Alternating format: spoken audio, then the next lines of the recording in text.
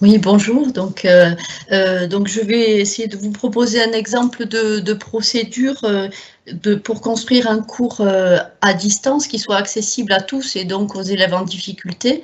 Cette procédure, elle est pensée à partir d'invariants d'accessibilité. Elle est pensée aussi en équipe. D'ailleurs, je remercie mes collègues enseignants spécialisés qui ont contribué à produire ce travail-là. En fait, l'idée, c'est de proposer une procédure aux collègues de l'enseignement ordinaire en plusieurs points. Comme vous le disiez, je crois qu'aujourd'hui, l'enseignant spécialisé, plus que jamais, doit être une personne ressource. Il s'agit d'arriver à se positionner, peut-être proposer déjà des adaptations avec les collègues avec qui on avait l'habitude de travailler. Et puis, ce document, cette procédure a pour but d'essayer d'harmoniser et de cadrer un peu l'enseignement à distance. Donc attention, comme il a été rappelé, il faut tenir compte des contraintes matérielles. Tout le monde a eu des retours des contraintes et des manques dans certaines familles. Il faut penser aussi aux élèves qui sont dotés de matériel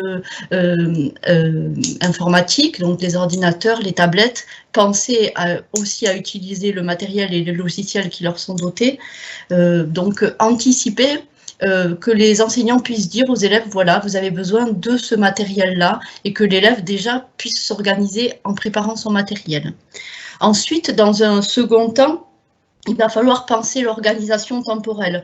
On sait que tous les élèves qui ont des difficultés ont quasiment tous des difficultés d'organisation dans le temps, même pour mesurer le temps.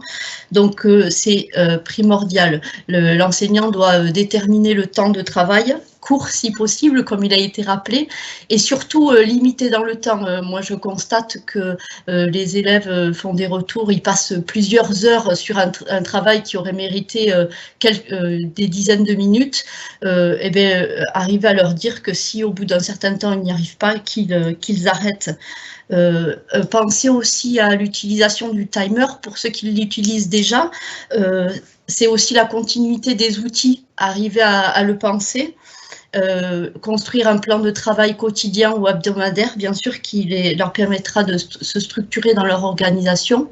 Et aussi penser à proposer un échéancier. Ce travail, il faudra que tu l'aies fait pour telle date. Et la modalité aussi de ce travail, extrêmement importante. Ensuite, le troisième point, c'est l'organisation spatiale. Alors, bien sûr, on est absent physiquement de leur environnement, mais comme on le pense en classe, eh bien, il faut arriver à penser leur environnement et leur donner des conseils, leur préciser le cadre. Donc, éviter tous les distracteurs externes, bien sûr, on les a tous en tête. Et aussi anticiper et penser leurs distracteurs internes, toutes leurs difficultés familiales ou leurs préoccupations diverses qui vont peut-être les empêcher de travailler. Il y a un troisième point, c'est l'aide humaine. Il va falloir que l'enseignant la module et précise la nature en proposant des degrés d'autonomie. Moi, je pense aux élèves qui sont accompagnés par des AESH qui physiquement ne sont plus là, je dis bien physiquement, puisque quand même elles travaillent dans l'ombre. Donc, savoir ce que peuvent faire les AESH qui travaillent à distance aussi, et aussi accompagner la famille dans cette aide entre faire à la place du jeune et le laisser faire complètement. Eh bien, ils ont aussi besoin d'être accompagnés. On peut bien sûr là s'appuyer sur l'AESH pour travailler ça.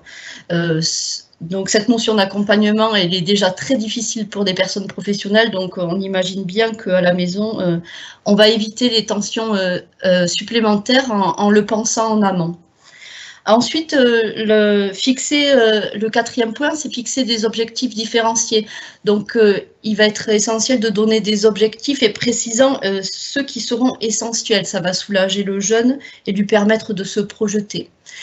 Penser à séquencer les consignes, être explicite, proposer des doubles codages, il faut faciliter l'accès. Moi, j'avais un retour d'une famille, d'un jeune dans le spectre autistique qui n'arrivait pas du tout à travailler parce que les consignes n'étaient pas du tout explicites. En retravaillant ça, on a pu le remettre au travail. Attention aux doubles consignes, là aussi c'est primordial. Si c'est trop complexe, il n'accédera pas au travail. et compenser et donc anticiper les tâches qui pourraient faire obstacle. Bien sûr, si les tâches de bas niveau ne sont pas automatisées, eh bien on ne pourra pas accéder à l'objectif fixé. Donc c'est là que l'enseignant spécialisé peut aider les collègues pour bien pointer tous les besoins. Le 5e point, donc déterminer des stratégies d'évaluation. Donc là, la question de l'évaluation, qu'est-ce qu'on évalue? Est-ce que c'est une évaluation formative, sommative? Et surtout, penser à fixer les critères de réussite et les expliciter, les énoncer aux élèves pour qu'ils puissent se projeter et savoir où ils vont dans le travail. Le 6e point, donc là, produire des ressources nécessaires à la compréhension des notions. C'est vrai que dans le second degré, la première semaine, on a vu des enseignants poster des cours et puis des exercices. Bon, c'était l'urgence, on n'a pas trop anticipé la chose. Il est primordial pour pouvoir comprendre ou même réactiver une notion de produire des capsules, des cours en vidéo, de faire des lectures, de donner des consignes écrites et orales. Bien sûr, les élèves qui n'ont pas automatiser la lecture, par exemple, si on veut qu'ils accèdent à la notion, ça sera primordial. Pensez aux pictos également pour les élèves qui les utilisent. Dans les notions, il est important aussi de les énoncer de la plus simple à la plus complexe pour que l'élève ne renonce pas dès le début parce que c'est trop complexe. Et puis apporter des outils techniques ou de mémorisation, ils ont l'habitude de les utiliser au quotidien. Il faut penser à leur rappeler de les utiliser et à leur refournir parce que seuls, bien sûr, ils n'y arriveront pas. Je pense aux cartes mentales ou autres tableaux de numération qu'ils peuvent utiliser, bien sûr, au quotidien. Le 7e point, c'est organiser l'entraînement et la répétition des tâches.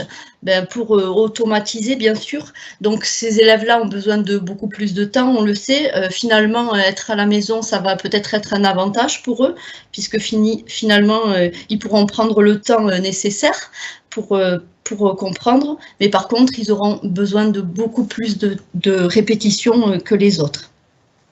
Le 8e point, c'est planifier les interactions pour garder le lien. Donc là, il est extrêmement important d'assurer une présence virtuelle en continu. Ce lien, il ne faut pas le couper, même s'il est difficile. Ne pas renoncer, je pense que c'est important, à avoir une présence asynchrone par des mails, des SMS, des appels.